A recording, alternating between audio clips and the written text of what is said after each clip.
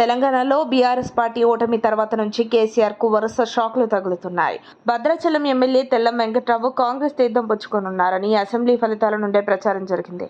కానీ ఇప్పటికీ ఆయన బీఆర్ఎస్లోనే కొనసాగారు. ఉమ్మడి ఖమ్మం జిల్లాలో 9 చోట్ల కాంగ్రెస్ గెలుపొందగా భద్రాచలంలో బీఆర్ఎస్ విజయం సాధించింది.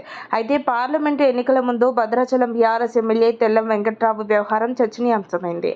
ఇటీవలే నియోజకవర్గ బీఆర్ఎస్ ముఖ్య సమావేశానికి ఎమ్మెల్యే వెంకట్రావు టుమ్మా కొట్టారు. కానీ ఇప్పుడు తాజాగా అనూహ్యంగా ఆయన కాంగ్రెస్ ముఖ్య నేతల సమావేశంలో ప్రత్యక్షమయ్యారు.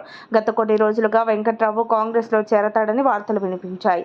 ఆ వార్తలకు ఆజ్యం పోసేలా ఆయన ఇవాళ మంత్రి తుమ్మల నిర్వహించిన సమావేశంలో పాల్గొనడంతో Bhadrachalam BRS sitting MLA Tellam Venkatrao కాంగ్రెస్లో చేరిక దాదాపు ఖరారైనట్లు తెలుస్తోంది.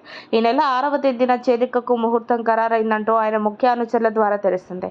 మంగళవారం ఇల్లందు నియోజకవర్గ కేంద్రంలో మహబూబాబాద్ పార్లమెంటు నియోజకవర్గ కాంగ్రెస్ పార్టీ సన్నాహక సమావేశం నిర్వహించారు. ఈ సమావేశం ఇన్ఛార్జ్ మంత్రి తుమ్మల నాగేశ్వరరావు అధ్యక్షతన జరిగింది. మహబూబాబాద్ పార్లమెంటు పరిధిలోని ఎమ్మెల్యేలతో ముఖ్య నాయకులు పాల్గొన్నారు. వారితో పాటు కాంగ్రెస్లో అధికారికంగా చేరడానికి ముందే తెల్లం వెంకట్రావు సమావేశంలో పాల్గొనడం ఆసక్తిగా మారింది. ఇప్పటికే బారాస సిట్టింగ్ ఎమ్మెల్యేలు దానం నాగేందర్, కడ్యం శ్రీహరి కాంగ్రెస్లో చేరగా త్వరలో మరో బీఆర్ఎస్ సిట్టింగ్ ఎమ్మెల్యే కూడా చేరనున్నట్లు ప్రచారం జరుగుతోంది.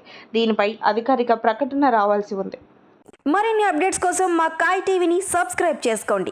మా వీడియో కనుక మీకు నచ్చినట్లయితే లైక్ చేయండి, షేర్ చేయండి. మీ విలువైన అభిప్రాయాలను కామెంట్ బాక్స్లో తెలియజేయండి.